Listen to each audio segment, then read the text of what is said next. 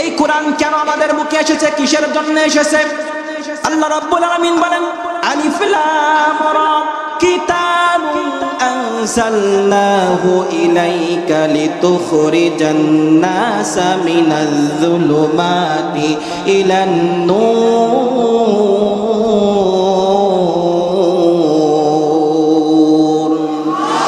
সমাধান চাও যদি জীবনে মরণে, ফিরে যাও খুঁজে নাও চোখ রাখো কোরআনে সমাধান। ও সমাধান, সমাধান চাও যদি জীবনে মরণে, ফিরে যাও খুঁজে নাও চোখ রাখো কোরআনে। If you want a solution this দুনিয়া আখিরা, go back below to the holy কোরআনে। সুবহানাল্লাহ পড়বেন না? আল্লাহ বলেন সমাধান যদি পেতে চাও, যদি তোমরা জাহান্নাম থেকে মুক্তি পেতে চাও, তাহলে তোমরা দুনিয়ার সমস্ত রীতিনীতি ভুলে গিয়া তোমরা কোরআনের কাছে আসো। কোরআন মেনে যদি চলতে পারো, এই কোরআন তোমাদেরকে অন্ধকার পথ থেকে আলোর পথে নিয়ে যাবে, আর আলোর পথে চললে তোমরা জান্নাতি হয়ে যাবে। সেই কোরআনুল কারীম থেকে আমরা সূরা আনকাবুতের 2 নম্বর এবং 3 নম্বর আয়াতে কারিমা আমরা তেলাওয়াত করেছি। আসুন আমরা আস্তে আস্তে করে মূল আলোচনার ভিতরে আমরা ঢুকে যেতে চাই। বলুন তো সূরার নাম কি? আনকাবুত। জোরে বলুন কি? আনকাবুত। আনকাবুত শব্দের অর্থ হলো মাকড়সা। কি? মাকড়সা। তাহলে এত কিছু নাম থাকতে কেন আল্লাহ এই সূরার নাম মাকড়সা নামক সূরা কেন দিলেন? জানার দরকার আছে না নাই? আসুন আগে আমরা সূরার নামকরণ কেন আল্লাহ তাআলা মাকড়সা দিয়েছেন সে বিষয়ে আমরা আস্তে আস্তে করে শোনার চেষ্টা করি।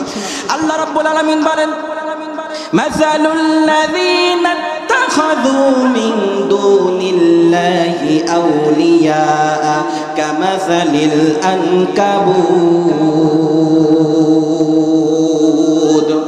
আল্লাহ রাব্বুল আলামিন বলেন, আমার বিপক্ষে যারা থাকবে, আমার কোরআনের বিপক্ষে যারা কথা বলবে, বিপক্ষে যারা চলে যাবে, তারা যদি হয় শক্তিশালী, কিন্তু আমি আল্লাহ রাব্বুল আলামিন বলে দিলাম এরা হলো মাকড়সার চেয়ে দুর্বল। বলুন তো আমাদের অভিভাবক কে? আরো জোরে বলতে হবে কে? আল্লাহু ওয়ালিউল্লাযীনা আমানু ইখরিজুহুম মিনাজ যুলুমাতি ইলান নূর।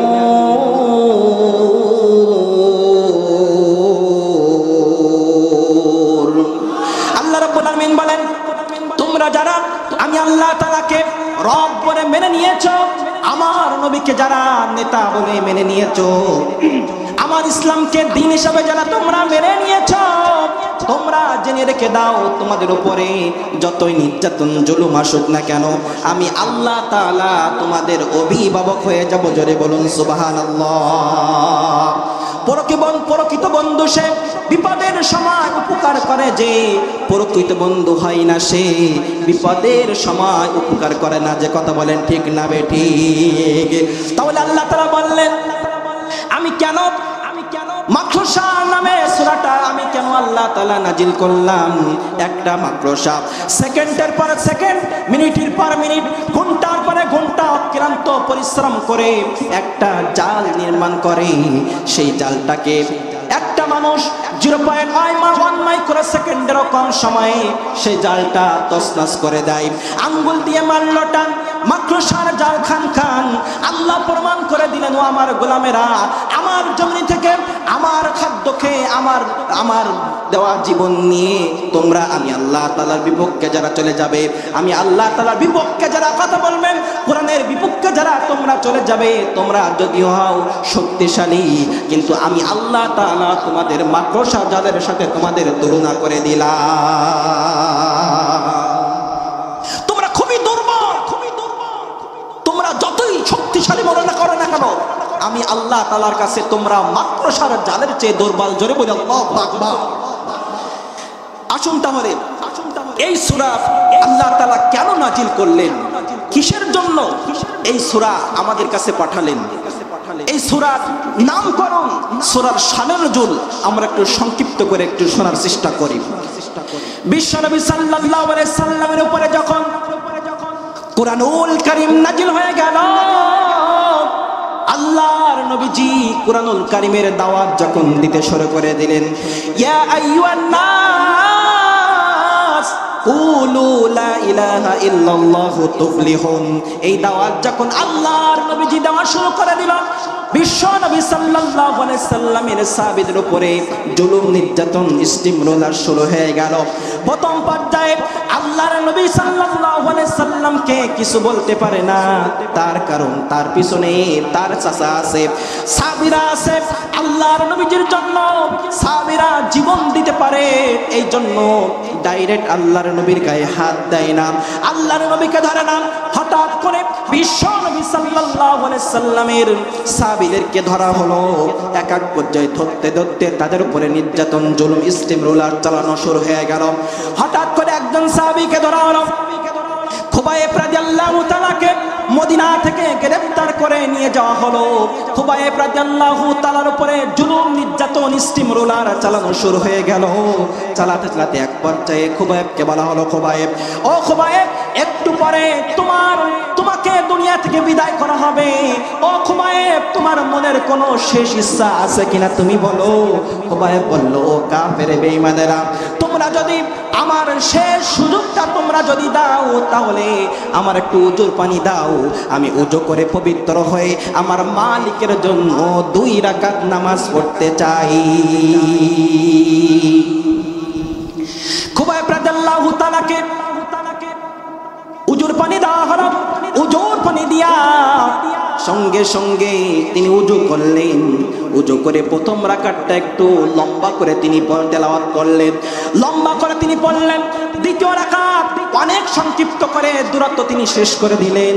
শেষ করে দেওয়ার সঙ্গে সঙ্গে হঠাৎ করে কাফের বেঈমানেরা যাতে করে মনে করতে না পারে খুবাইব মৃত্যুর জন্য মনে হয় নামাজটা দীর্ঘ করে দিচ্ছে, এই চিন্তা ভাবনা যদি যাতে করে না করতে পারে, এই জন্য খুবাইব রাদিয়াল্লাহু তাআলা দ্বিতীয় রাকাতটা সংক্ষিপ্ত করে দিলেন। আর খুবাইব রাদিয়াল্লাহু তাআলা নামাজের ভিতরে আল্লাহর কাছে বলতে লাগলেন, ও মালিক, আজ 2 মাস যাবত আমি আমার নবীজিকে দেখতে পাই না, ও মালিক, মেহেরবানি করে আমার সালামটা বিশ্ব নবী সাল্লাল্লাহু আলাইহি সাল্লামের কাছে পৌঁছায় দিও। জোরে বলি সুবহানাল্লাহ। যে মানুষেরা মৃত্যু কনফার্ম মৃত্যু হবে এটা জেনেও তারা নামাজের ভিতরে আল্লাহর কাছে দোয়া করতে থাকে, নামাজের জন্য আহ্বান আসলে নামাজ পড়তে রাজি হয়ে যায়। যে বাংলার শুধু তাই নাই, বাংলার মুসলমানেরা আমাদের সমাজে এমনও মানুষ আছে, এমনও নেতা আছে, 1 ঘন্টা পরে মৃত্যু হবে, তিনি বলে আমি একটু ঘুমায় নেই, আমি একটু নামাজ পড়ে নেই। আল্লাহর নবীর সাহাবীদের থেকে তিনি শিক্ষা গ্রহণ করে বাংলার মুসলমানেরা এমন করে আল্লাহর নবীর সাহাবীদের মতো জীবন দিতে রাজি হয়ে গিয়েছে। কথা বলেন ঠিক না ঠিক? তাদের জীবন নিয়েছে, শহীদ করেছে, কিন্তু কোরআনের পথ থেকে তাদেরকে সরাতে পারে নাই। কথা বলেন ঠিক না বেঠে? আমার বন্ধুগণ, ভালো করে খেয়াল করতে হইবে। যে কথা বলছিলাম, খুবাইব রাদিয়াল্লাহু তাআলাকে বলা হলো, খুবাইব তুমি কালিমা ছেড়ে দাও, ইসলাম ছেড়ে দাও। খুবাইব বলল, আমার জীবন চলে যাবে কিন্তু ইসলামের পথ থেকে আমি 1 চুল পরিমাণ সরতে রাজি নাই। খুবাইব রাদিয়াল্লাহু তাআলাকে ধরা হলো। খুবাইব রাদিয়াল্লাহু তাআলার হাত কেটে নেওয়া হলো। এভাবে করে খুবাইব রাদিয়াল্লাহু তাআলার সামনে বলা হলো, খুবাইব তোমার জায়গায় যদি মুহাম্মদুর রাসূলুল্লাহ সাল্লাল্লাহু আলাইহি সাল্লামকে এনে যদি আমরা তাকে এমন করে সরে চালাতে পারতাম তোমার কেমন লাগতো? খুবাইব রাদিয়াল্লাহু তাআলা থুতু নিক্ষেপ করে ওই কাফেরের মুখে দিয়ে বলল, ও কাফের, শুনে রাখো, শুনে রাখো, আল্লাহ আমি বেঁচে থাকতে আমার নবীজির গায়ে একটা চুলের টুকা তোমরা দিবা, আমি খুবাইবের জীবন থাকতে 1 চুল পরিমাণ চুলের টুকা আমি খুবাইব কখনো সহ্য করতে পারবো না। জোরে বলি আল্লাহু আকবার। খুবাইব রাদিয়াল্লাহু তাআলাকে ধরা হলো, দ্বিখণ্ডিত করা হলো। খুবাইব রাদিয়াল্লাহু তাআলা আল্লাহু আকবার বলে জীবন দিয়ে দিল। খুবাইব রাদিয়াল্লাহু তাআলা শিক্ষা দিয়ে গেল, জীবন দাও, শহীদ হও। 2 নাম্বার ক্ষমতা রাষ্ট্রপ্রধানের কাছে। কোরআন যারা মানে না তাদের কাছে তোমরা সমর্থন করো না, জীবন দাও, শহীদ দাও, ইসলামের পথে তোমরা অবিচল থাকো। কথা বলেন ঠিক না বেটি?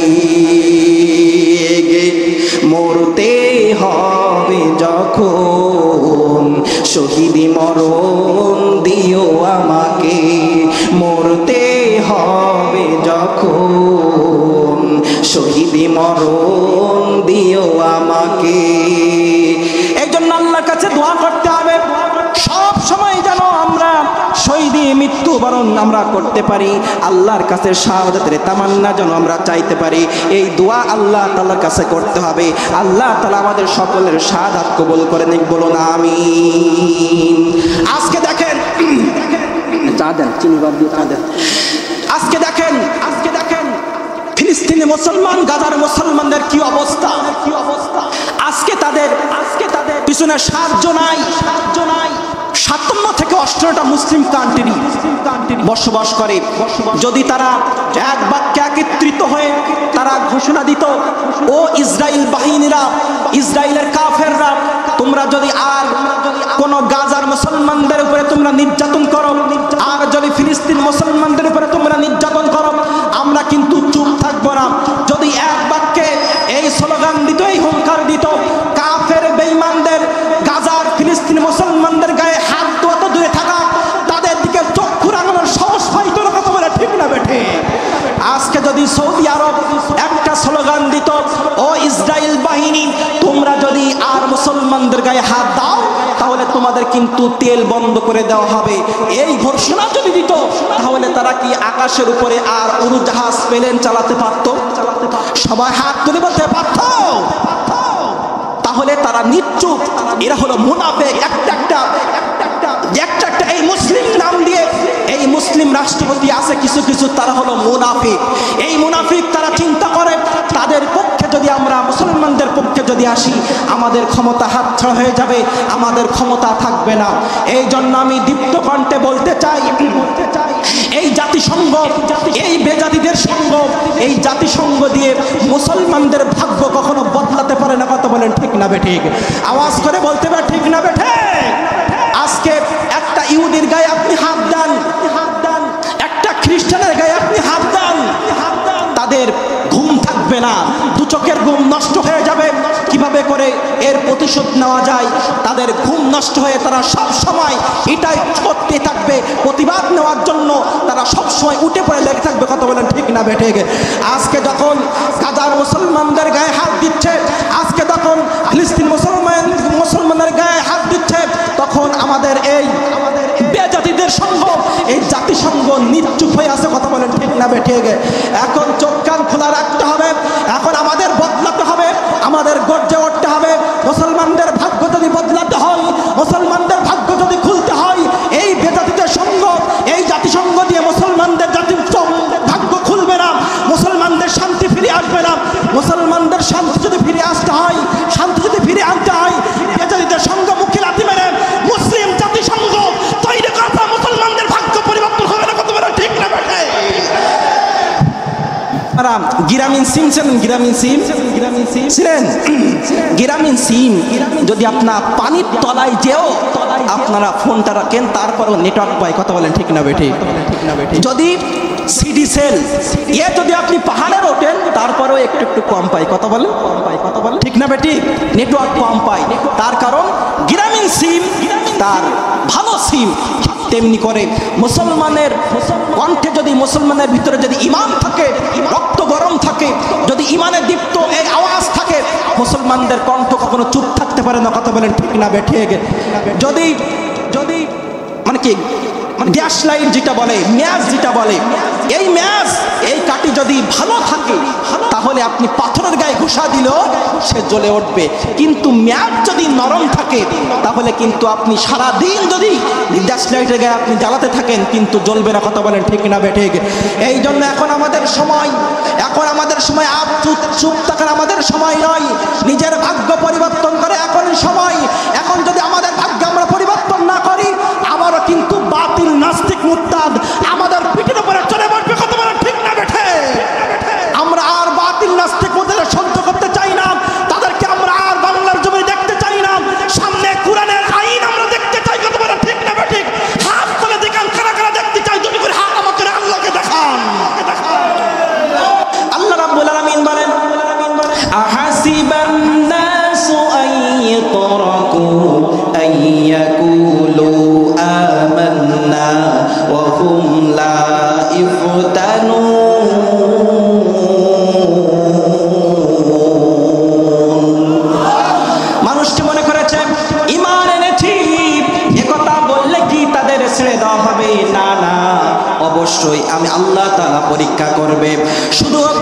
আমাদের পরীক্ষা করবে না? আল্লাহ রাব্বুল আলামিন আমাদেরকে পূর্বে যারা এসেছিল তাদেরকেও পরীক্ষা করেছিল, আমাদেরকেও পরীক্ষা করবে। এভাবে করে পরীক্ষা করে দেখে নিবে কারা সত্যবাদী আর কারা মিথ্যাবাদী, আল্লাহর পক্ষে কারা থাকে আর কাফের পক্ষে চলে যায়। আল্লাহ তাআলা আমাদের ভিতর থেকে এটাই দেখে নেবেন। জোরে বলি সুবহানাল্লাহ। পরীক্ষা ছাড়া কোনো উত্তীর্ণ হওয়ার সুযোগ নাই। আপনি ক্লাস 2 তে যদি পাস না করেন, আপনি কি ক্লাস 3 তে উঠতে পারবেন? সবাই বলুন পারবেন। তাহলে ক্লাস 2 তে যদি আপনি পাস না করেন, ক্লাস 3 তে যেমন করে আপনি উঠতে পারবেন না, ঠিক তেমনি করে ঈমানের দাবিতে যদি আপনি পাস না করেন, আপনি কখনো আপনি এমন করে আপনি ঈমানদারের খাতায় নামটা আপনি লেখাতে পারবেন না। এই জন্য ঈমানের পরীক্ষা আপনার উপরে আসবে, আমার উপরে আসবে। এই পরীক্ষায় উত্তীর্ণ হয়ে দাঁড়িয়ে থাকতে হবে। আল্লাহ বলছেন, তোমরা যদি ঈমানের দাবি নিয়ে দাঁড়িয়ে থাকতে পারো, আল্লাহর জন্য যদি চলতে পারো, আমি আল্লাহ তাআলা তোমাদের জান্নাত দিয়ে দিব। জোরে বলুন সুবহানাল্লাহ। আল্লাহ নবী যে কোরআনুল কারীমের দাওয়াত দেওয়া শুরু করে দিল, বিশ্ব নবী সাল্লাল্লাহু আলাইহি সাল্লাম এভাবে করে যখন দাওয়াত দেওয়া শুরু করে দিল, আল্লাহর নবীজি সাল্লাল্লাহু আলাইহি সাল্লামের উপরে জুলুম নির্যাতন স্টিম রোলার তখন কায়েম হয়ে গেল, পাশ হয়ে গেল। কাফের বেঈমানরা তারা চিন্তা করলো, এখনো যদি মুহাম্মাদের দাওয়াত যদি আমরা বন্ধ করতে না পারি, মুহাম্মাদের দাওয়াত যদি আমরা থামায় দিতে না পারি, তাহলে আমাদের ক্ষমতা থাকবে না, আমাদের কর্তৃত্ব থাকবে না, আমাদের নেতৃত্ব থাকবে না। আজ দেখবেন আমাদের সমাজে 5 আগস্টের আগে অনেকেই তারা চেয়েছিল, এই খুনি আওয়ামী লীগ সরকারিরা চেয়েছিল যে আল্লাহর জমিনে আল্লাহর কোরআন বাস্তবায়ন যাতে না হোক, এই জন্য তারা কোরআনের বিপক্ষে তারা কথা বলেছিল। ঠিক তেমনি করে হাসিনার নামধারী, হাসিনার নাম নিয়ে যদি আবার হাসিনার মতো আবার কেউ কোরআনের বিপক্ষে কথা বলে, কোরআন সংসদে যেতে যারা বাধা দিবে, এদের পরিণত কিন্তু ওই হাসিনার মতোই হবে। তারা কিন্তু শত চেষ্টা করলেও কিন্তু বাঁচতে পারবে না। কথা বলেন ঠিক না বেঠিক? কোরআন সবার, কোরআন কোন দলীয় নয়, কোরআন সবার কিতাব, একমাত্র আল্লাহ তাআলার কিতাব। জোরে বলি সুবহানাল্লাহ। এই জন্য সময় থাকতে থাকতে আপনারা সোজা হয়ে যান, সময় থাকতে থাকতে আপনারা শুধরায় যান। যারা কোরআনের বিপক্ষে কথা বলে তাদের শুধরানোর দরকার আছে না নাই? কিন্তু শুধরাই মরার পরে সোজা হয়। কখন সোজা হয়? মরার পরে সোজা হয়। সাপ আর ব্যাং, কি সাপ কি আর ব্যাং, দুইজন বন্ধুত্ব করলো। হঠাৎ করে সাপ বেঁকে বেঁকে চলে। ব্যাং বলে, বন্ধু তুমি সোজা হতে পারো না, সারাক্ষণ বেঁকে বেঁকে চলো কেন? বেশি কথা বলবি? বলছে, বন্ধু ভালো কথা বলতেছি, গায়ে লাগে না। বলছে, বেশি কথা বলিস না। হঠাৎ করে দুই বন্ধু চলতে চলতে এই নলিয়ানের মাঠ দিয়ে যুবকেরা ক্রিকেট খেলতেছে। হঠাৎ করে ব্যাং আর সাপ একসাথে চলে, পিছের ওখানে গিয়ে ব্যাং টুসকুল লাফ দিয়ে পিছের ওপারে চলে গেল, আর সাপ কি বেঁকে বেঁকে চলছে। ওই নলিয়ান যুবকেরা দেখতে পাইল, ওই যে দেখ সাপ, আরে স্টাম্প তুলে একটা বাড়ি দিয়ে টনটনি সোজা। ব্যাং ডাক দিয়ে বলে, বন্ধু এত করে বললাম সোজা হও, সোজা হও, এখন সোজা হলে মরার পরে সোজা হলে। কথা বলে ঠিক না বেঠিক? হাসিনা এত করে বলা হয়েছিল তুমি শুধরায় যাও, নির্বাচন দাও, সঠিক নির্বাচন দিলে তুমি আজকে বাংলার জমিনে থাকতে পারতে। কিন্তু সোজা হয়েছে, এমন করে সোজা হয়েছে, বাংলার জমিনে আসার সাহসটাই আর নাই। কথা বলে ঠিক না বেঠে? বাংলার জমিনে আসতে হলে তাকে 100 বছর, 10,000 বছর তাকে ফাঁসিতে ঝুলতে হবে। কথা বলে ঠিক না বেঠে? হাসিনা চলে যাওয়াতে আমরা খুশি না বেজার? হাত তুলে বলতে আমরা খুশি না বেজার? আল্লাহ তোমার দরবারেতে হাজার শুকরিয়া, আল্লাহ তোমার দরবারেতে হাজার শুকরিয়া। হাসিনা পালাইছে দেশটা ছাড়িয়া, সকলের মুখে হাসি আসলো ফিরিয়া। কত বলে ঠিক না বেঠিক?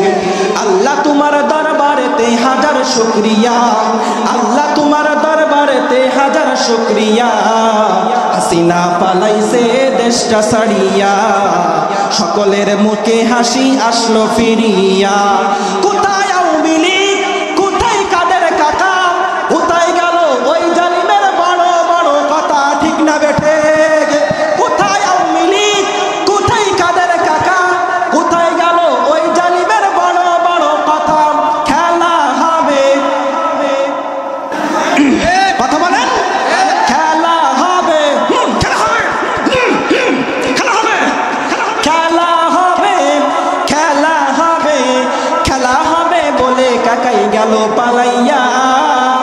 হাসিনা পালাইছে দেশটা ছাড়িয়া, সকলের মুখে হাসি আসলো ফিরিয়া। কথা বলেন ঠিক না বেঠিক?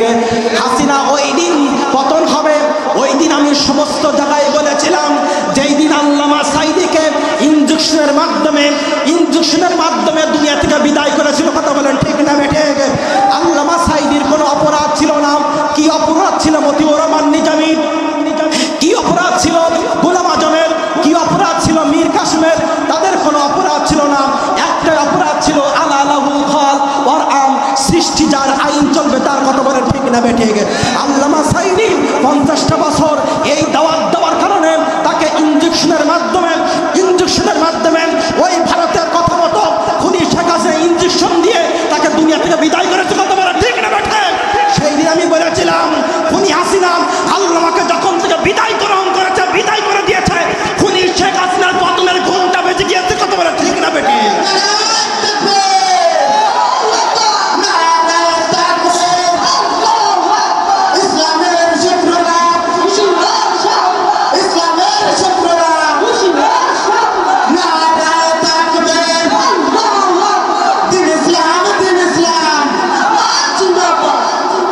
আল্লামা সাঈদী তুমি মরনি, শহীদ হয়েছ তুমি এটাই জানি। কত বড় ঠিক না বেঠে? আল্লামা সাঈদী তুমি মরনি, শহীদ হয়েছ তুমি এটাই জানি। কারাগারে কাটালে 13টি বছর, বাতিল কেঁপেছে তোমায় দেখে থর থর। কারাগারে কাটালে 13টি বছর, বাতিল কেঁপেছে তোমায় দেখে থর থর। তুমি তো ছিলে আমার নয়নমণি, শহীদ হয়েছ তুমি এটাই জানি। আল্লামা সাঈদী তুমি মরনি, শহীদ হয়েছ তুমি এটাই জানি। কতবার ঠিক না বেঠে? ও মুসলমান, আল্লামা সাঈদী চলে গিয়েছে, তাই কি হয়েছে? লক্ষ লক্ষ আল্লামা সাঈদীর উত্তরসূরিরা বাংলার জমিনে কথা বলছে, কোরআনের কথা বলে যাচ্ছে। আল্লামা সাঈদীর একটা মনের ইচ্ছা ছিল, বাংলার জমিনে কোরআনের রাজ কায়েম হোক, এই ইচ্ছা ছিল। কথা বলেন ঠিক না বেঠিক? আল্লামা সাঈদীর এই ইচ্ছা পূরণ করতে হলে আগামী সংসদে কোরআন দিয়ে বিচার করতে হবে। কথা বলেন ঠিক না বেঠিক? কোরআন সংসদে নিয়ে যেতে কারা কারা রাজি আছেন? দুটি করে হাত আমাকে আল্লাহকে দেখান।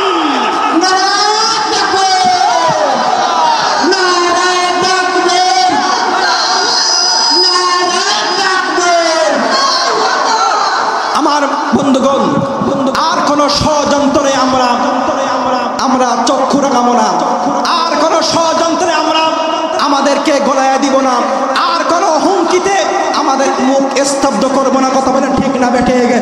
আর কখনো ভারতের আইন বাংলাদেশে কায়েম হবে না। কথা বলেন ঠিক না বেঠিক? আমাদের সতর্ক হতে হবে, আমাদেরকে সাবধান হতে হবে।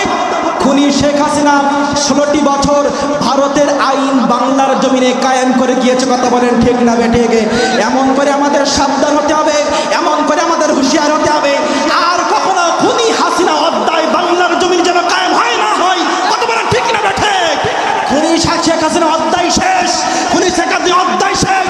যারা খুনি শেখ হাসিনার দাবিদারি করবে, ভারতের কথা মতো যারা বাংলার জমিনে আইন পাশ করার চেষ্টা করবে, এমন করে জুতা পিটা করে বাংলার জমিন ছাড়া করতে হবে। কথা বলেন ঠিক না বেঠিক? রাজি আছেন তো ইনশাআল্লাহ? না, অনেকে রাগ করছে, হয়তো অনেকে রাগ করছেন নাকি? চলবে চলবে।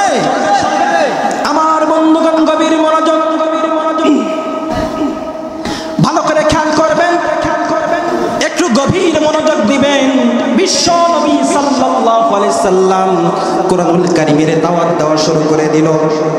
জানি আসেন, কোরআনুল কারীমের দাওয়াত দেওয়া শুরু করে দিল। এমন করে আল্লাহর নবীজি সবার মাঝে যখন কোরআনুল কারীমের দাওয়াত দিতে শুরু করে দিলেন, নবীজি সাল্লাল্লাহু আলাইহি সাল্লামের উপরে কাফের বেঈমানরা যখন আইন পাশ করে দিল, আল্লাহর নবীজি সাল্লাল্লাহু আলাইহি সাল্লামের কানে চলে আসলো আল্লাহ রাব্বুল আলামিন কাফেররা যে ষড়যন্ত্র করেছিল, কাফেররা যে চক্রান্ত করেছিল, হঠাৎ করে আল্লাহ রাব্বুল আলামিন জিবরাইল আলাইহিস সালামের সালামের মাধ্যমে নবীজির কাছে সেই রায়গুলো পৌঁছায় দিলেন। আল্লাহ রাব্বুল আলামিন বলেন وَإِذْ يَمْكُرُ بِكَ الَّذِينَ كَفَرُوا لِيُثْبِتُوكَ أَوْ يَقْتُلُوكَ أَوْ يُخْرِجُوكَ وَيَمْكُرُونَ وَيَمْكُرُ اللَّهُ وَاللَّهُ خَيْرُ الْمَاكِرِينَ।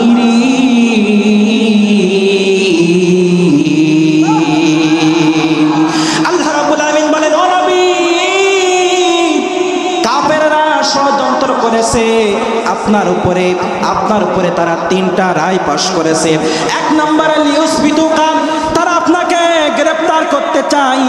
দুই নম্বরে আও ইয়াকতুলুকা, তারা আপনাকে হত্যা করতে চায়।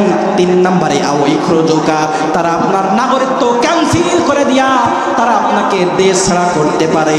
কাফের বেঈমানেরা এই সিদ্ধান্ত যখন নিচ্ছিল, হঠাৎ করে আবু জেহেল দাঁড়ায় বলল, না না না, কোনো সিদ্ধান্ত কায়েম হবে না।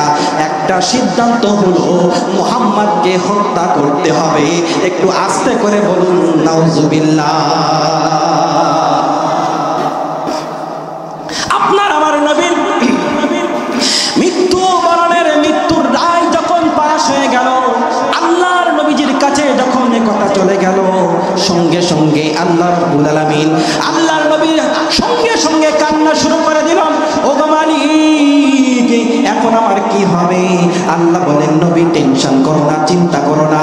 ও নবী, আমি আল্লাহর সাথে পাল্লা দেয় যারা জান হারায় তারা, এই জন্য আল্লাহর সাথে পাল্লা দেয় যারা গদি ছাড়া হয় তারা। ও নবী টেনশন করে না, চিন্তা করেন না।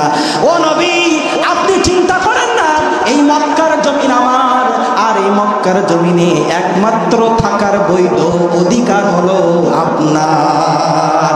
যারা আপনাকে বলবে রাজাকার, তারাই মক্কা ছাড়।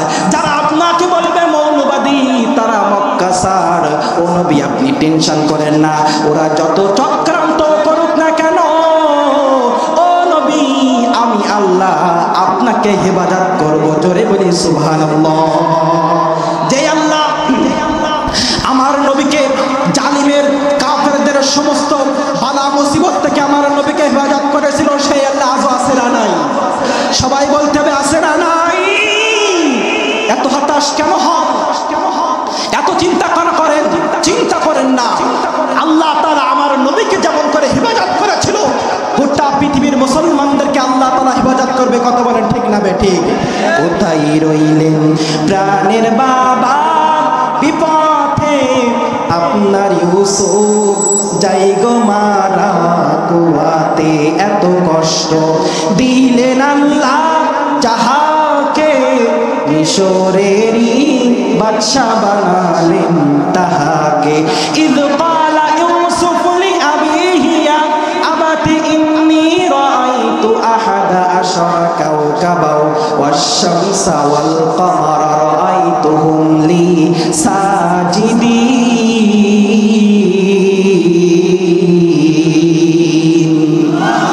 When Yusuf alayhi salam told his father, oh my dear father, I am the center minister, including the sun and the moon, protecting my dream.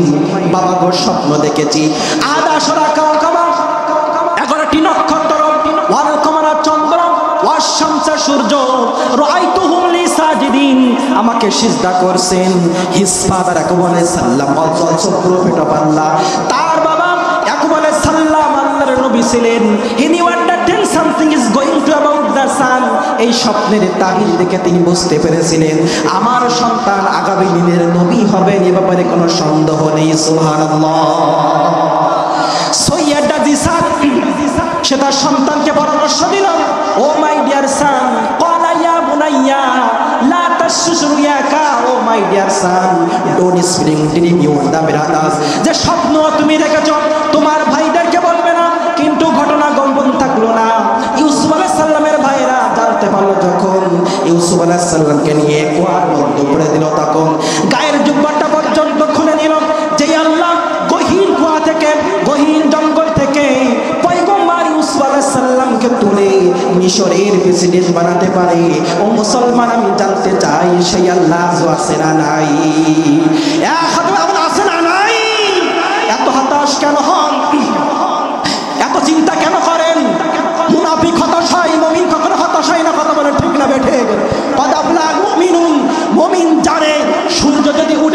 আমার বিজয় নিশ্চিত। সূর্য যদি উঠে থাকে আমার বিজয় নিশ্চিত। আইবের শাসন, বঙ্গবন্ধুর ভাষণ, জিয়া কেটেছে খাল, ইরশাদের নানান তাল, ফখরুদ্দিন মঈনুদ্দিন সবগুলার দিন দেখা শেষ। সামনে টুপিওয়ালাদের বাংলাদেশ, আগামী সূর্য কোরআনের সূর্য, আগামী সূর্য ইসলামের সূর্য, আগামীর বাংলাদেশ ইসলামের বাংলাদেশ। কোনো নাস্তিক মুত্তাদের ষড়যন্ত্র বাংলার জমিনে কায়েম হবে না। এদেশের লক্ষ্য করে যুবকেরা রাতে রাতে তাহাজ্জুদ পড়ে, সকালবেলা বন্ধুর কাছে কোরআনের দাওয়াত নিয়ে যায়। এদেশের বিশ্ববিদ্যালয়